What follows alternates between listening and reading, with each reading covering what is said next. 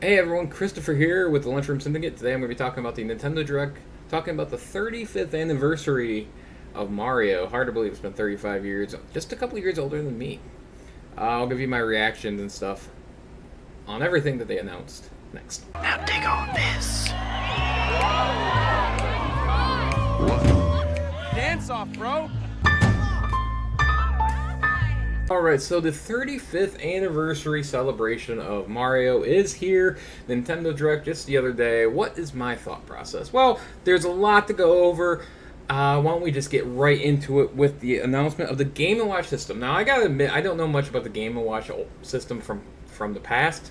But this one will have the Mario game on it. It works with the watch, has 35 little touches to it that you can find. It also has the lost levels on it. I think in the Famicom form, so in the original NES form, not necessarily in the All-Star version, which is what we're used to here in America. The biggest thing I see with this is going to be a novelty thing. This is a collector's item more than anything. I don't think too many people are going to be playing the Super Mario Brothers on it all that often. Maybe when they initially get it, but this is more of a collector's item, especially if you knew what the Game & Watch was, which is the precursor to the Game Boy, from my understanding. It does look cool. I'm not going to say it doesn't look cool, but it's not something that intrigued me all that much. And it's in liquid crystal display, also known as LCD. I don't know why they felt the need to enhance that, but it was kind of interesting that they in liquid crystal display. Next thing they announced on there was the 3D World re-release, a port from the Wii U version of the game. Probably the last port from the Wii U I can imagine seeing. I could be wrong, but this was one of the last ones that they hadn't ported over from the Wii U yet in terms of their big titles. 3D World itself, I played it. I didn't mind it. I didn't hate it. It definitely seems better with multiplayer. It seems more designed with that in mind in the new Super Mario Brothers mode. Again, not surprising that it does look pretty good. It does look a little faster even. I noticed that on Twitter. I think it was Twitter that was mentioned. It looks faster, which I do like. I did think it was a bit slow. It looks like you can still collect the stamps, so I'm guessing, hope maybe in comments. I'm not really sure how that's going to work with them.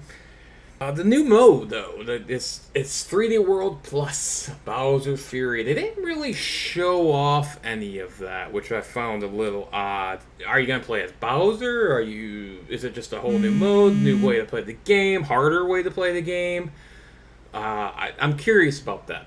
I think that's very, very interesting that they threw that out there. I'm very curious to see what that means. This doesn't come out until February 12th of next year, so we have some time yet. I'm sure we'll probably see a few more things. So the next announcement they made, which I think might be the coolest and most disappointing at the same time, Mario 35. Kind of similar to Tetris 99, if you've ever played Tetris 99 on Switch, which I absolutely love. I think it's awesome. It's going to be similar to that. The weird part about this is it's only going to be available for a limited time, and I think that's disappointing. It's available, starts on October 1st is when you can start officially playing it, so you got about a month from the point of this video, and you can only play it till 3/31, which is a long time, but after 3/31 it doesn't go away. You're not able to play it more. Does it become not free for the online people?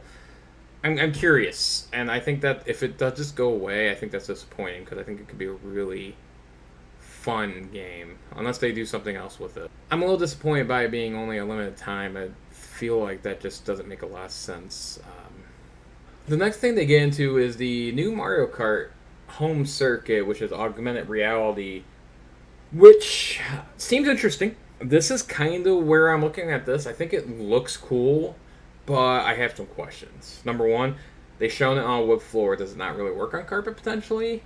A lot of people have carpet. That could be an issue. How does the multiplayer work? It looked like they showed two people, so I'm guessing maybe do you have to have multiple switches?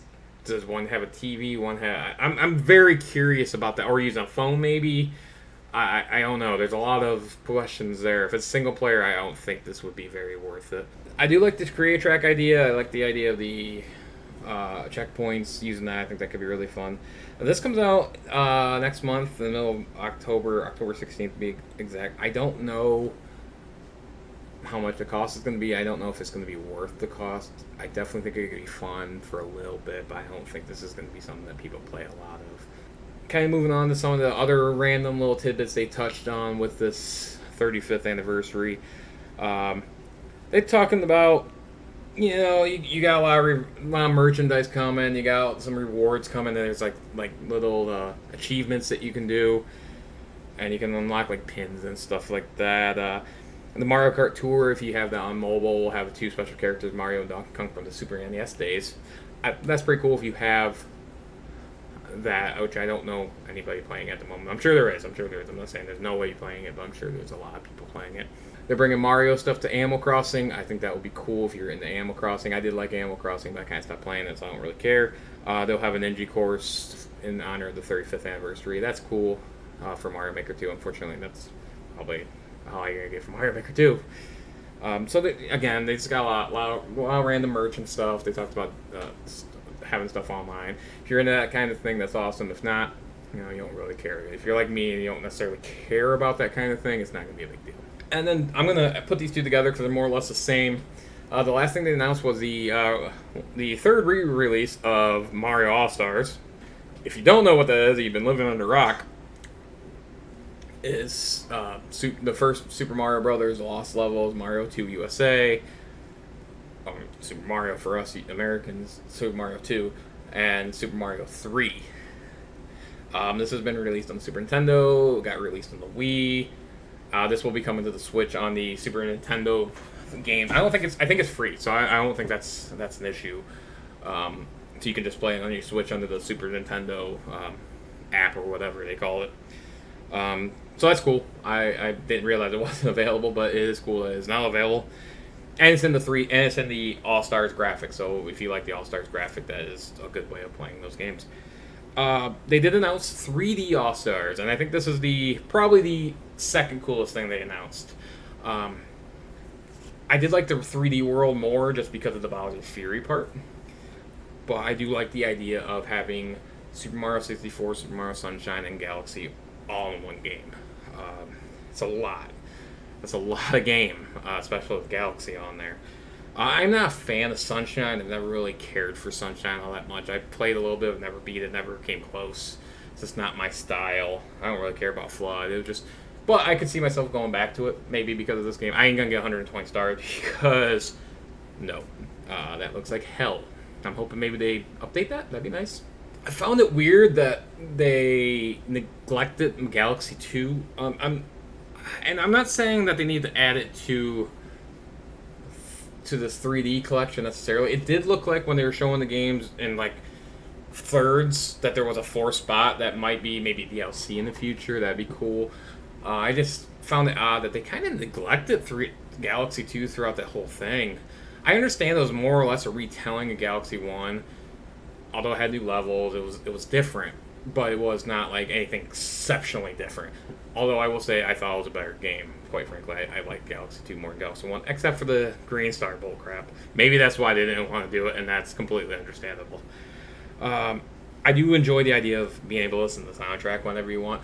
I'm not huge into video game music as some people are. Like, I don't usually listen to video game music outside of video games. It's important for the game itself, but I mean, it's not end all be all. But I do enjoy Mario music. I do enjoy Super Mario 64's music. Sunshine has good music, and Galaxy, I absolutely adore that soundtrack in general. So that'll be cool. Overall, though, no new game releases other than the 35 in the Game & Watch. I kind of expected a new game to be announced, even if it wasn't going to come out during this time. I understand the COVID stuff, and the development might be delayed or screwed up, but no announcements on either a new 3D game or Odyssey 2, which I think was a bit unrealistic, or even a new Super Mario Bros. Or a 2D game. There's no new announcements in that respect. I found that a little odd. This stuff's cool. I think there's some cool trinkets. The Game & Watch thing is a novelty piece only for me. If I would ever get it, I couldn't see myself wanting to play Mario on that. There's 1,000 different ways to play Mario. I'm not gonna play it on that. I could see someone playing it for the lost levels in the Famicom style, assuming that's how it is on there. And I thought that's what it was, and I could be wrong. I'd have to double check. I thought that's what I saw. I mean, it's a lot. Again, get the 3D World re-release with the Bowser Fury, whatever that entails, and we don't really know much about that. So I guess that's new, but we don't know much about it. What exactly is that going to be? I mean, we don't know. Again, the Mario 35, I was disappointed that it's going to be a limited time. I think that took the wind out of the sails for me on that a little bit, because I was pretty pumped to see that. I was like, oh, that's going to be awesome. I love Tetris 99. The idea of a Tetris 99 version of Mario sounds cool. Remember the fan-made game last year was really popular for a while, but it got cease and desisted, which is completely understandable, by the way. It was completely in the right, but I do like the idea of it. The Mario Kart Home thing, I'm not gonna get that. I don't, that's not a big deal to me. And if it is for you, I understand if that'd be a big deal. You got the merchandise and stuff. Is what it is. You know, it's just money grabs. That is what it is. I mean, if you want the merchandise, go for it. I'm not saying don't do it, but for me, I'm not gonna go out my way to buy 35th anniversary stuff. Yeah. And then obviously the release of 3D All Stars. We finally get an All Stars version of the 3D Mario games, which I do find pretty cool. No Galaxy 2, which was disappointing, but there's those 3 games are plenty on that. There's a lot of game in there. I just hope they fix the blue and the shine sprite system a little bit in Galaxy. I don't think, and for the record, I don't think they're going to add anything new to those games. I think it's just going to be ports, HD ports, better versions of those 3 games, and I don't see new stars in 64 or new levels in Galaxy or anything like that, or a revamp of Sunshine. We're not going to get that. That's not what this is. I could see more of that in 3D World than I can in this 3D All-Stars port. But yeah, so what do you think about the 35th anniversary announcements that were made the other day? Let me know in the comments below. Like, subscribe, ring that bell for the notifications. I am Christopher, once again, with the Lunchroom Syndicate. Until next time, deuces.